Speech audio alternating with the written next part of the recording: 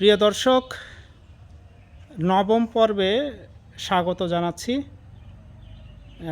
Experience share পর্ব। চিকিৎসক তথা ডাক্তার হতে কে না চায়। খুব কর্মব্যস্ত জীবন চিকিৎসকদের, সকাল থেকে রাত অবধি ছোটাছুটি। আমরা এখন যার সাক্ষাৎকার গ্রহণ করব সে আমার বড় ভাইয়ের একমাত্র ছেলে। সে চিটাগাং মেডিকেল কলেজ থেকে সদ্য এমবিবিএস পাশ করেছে। এখন সরকারি ডাক্তার হওয়ার জন্য বিসিএস ট্রাই করছে। তো তার এমবিবিএস পাশ করার যে তার অভিজ্ঞতা, তার জার্নিটি কেমন ছিল আমরা সংক্ষেপে জানব এবং ভিডিওর শেষে আমরা তার কাছ থেকে শুনব যারা ডাক্তার হতে চায়, চিকিৎসক হতে চায়, ডাক্তারি পড়তে চায়, তার মুখ থেকে সংক্ষেপে শুনব একটু পরামর্শ তাদের জন্য। তাহলে চলেন আমরা সাক্ষাৎকারটি গ্রহণ করি। তোমার পরিচয় দিয়ে শুরু করো। আসসালামু আলাইকুম, আমি ডক্টর জুবাইর হোসেন রানা। আমি 2018 সালে এমবিবিএস ভর্তি পরীক্ষায় চট্টগ্রাম মেডিকেল কলেজে ভর্তি হওয়ার সুযোগ পেয়েছি। এরপর আমি বর্তমানে এমবিবিএস সম্পূর্ণ হয়েছে আমার, এবং বাংলাদেশ সিভিল সার্ভিসের পরীক্ষার জন্য আমি বর্তমানে প্রস্তুতি নিচ্ছি। তো এমবিবিএস লাইফের এক্সপিরিয়েন্সের কথা বলতে গেলে অনেক এক্সপিরিয়েন্সের কথা বলা যায় আসলে। তবে সব থেকে বেশি যে কথা বলতে হয় সেটা হচ্ছে ইন্টার্নশিপের সময়টা। এটা একজন ডাক্তার একটা রুগীর সব থেকে কাছাকাছি চলে যেতে পারে, এবং তার বাস্তব যে অভিজ্ঞতাগুলা যে পরবর্তী জীবনে তার কাজে লাগবে, সে শিক্ষণটা সে ইন্টার্নশিপের মধ্য দিয়ে সে অর্জন করে আর কি। আর একটা রুগীর যে কষ্ট, দুর্দশা বা একটা রোগ থেকে যে সেরে ওঠার পর তার যে হাসি খুশি অবস্থা, এটা আসলে একজন ডাক্তার, এমবিবিএস ডাক্তার হচ্ছে ইন্টার্নশিপের সময় প্রধানত সেটা বুঝতে পারে এবং তার জীবনে সে এটা উপলব্ধি করে আর কি। আর এই ইন্টার্নশিপের অভিজ্ঞতায় সে তার পরবর্তী লাইফে সে কাজে লাগায়। এই পেশাটি, তুমি তো ডাক্তার হলে, কেমন লাগে এই পেশাটি তোমার?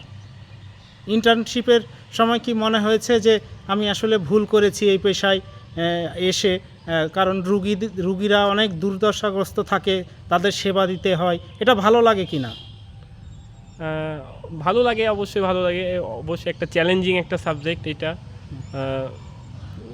একটা মানুষের অনেক কাছে চলে যাওয়া যায়, অনেক মানে মানুষের অনেক কাছে চলে যাওয়া, এবং যখন একজন রুগী ডাক্তারের সেবায় ভালো হয়ে ওঠে তখন ভালো লাগাটা কাজ করে। হ্যাঁ, তখন মনে হয় যে আমার জীবনটা সার্থক। হ্যাঁ, তখন হচ্ছে সবচেয়ে ভালো লাগাটা কাজ করে যে একটা রুগী আমার মাধ্যমে একটা রুগী সুস্থ হয়ে যাচ্ছে। এটা একটা অনেক বড় প্রাপ্তি আর কি।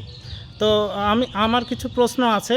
যারা মেডিকেল ভর্তি পরীক্ষা দিতে চায়, যারা ডাক্তার হতে চায়, তারা আসলে কিভাবে প্রস্তুতি নিলে তারা চান্স পেতে পারে, বা কোচিং করার দরকার আছে কি না, থাকলে কোন কোচিং, কিভাবে প্রস্তুতিটা তারা নিবে, তাদের জন্য একটু যদি তুমি খুবই সংক্ষেপে বলো।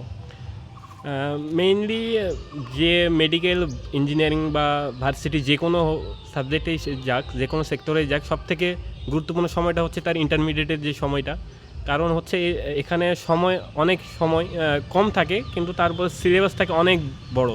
এই জন্যই ইন্টারমিডিয়েটের সময় যে ভালো করে পড়াশোনা শেষ করতে পারবে, সিলেবাস কমপ্লিট করতে পারবে, পরবর্তী লাইফে সে দেখা যাবে যে ভালো কোনো জায়গায় ভর্তি হওয়ার সুযোগ পাচ্ছে। তো সেক্ষেত্রে আমার সাজেশন থাকবে যে ইন্টারমিডিয়েট লাইফে সে যাতে কোনো সময় অপচয় না করে, এবং যে তাদের সাহিত্য বইগুলো আছে সেই বইগুলোর সাথে কমপ্লিট করতে পারে আর কি। আর এরপরে কোচিংয়ের কথা বলতে গেলে, কোচিং আসলে দরকার আছে যে একটা দিক নির্দেশনার জন্য আর কি। একটা স্টুডেন্ট কিভাবে পড়লে আরও ইফেক্টিভ পড়তে পারবে, তার পড়াশোনা মনে থাকবে, বা কোন কোন বিষয়ের উপর ফোকাস করবে, এটা দিক নির্দেশনা পাওয়ার জন্য আসলে কোচিং করা উচিত।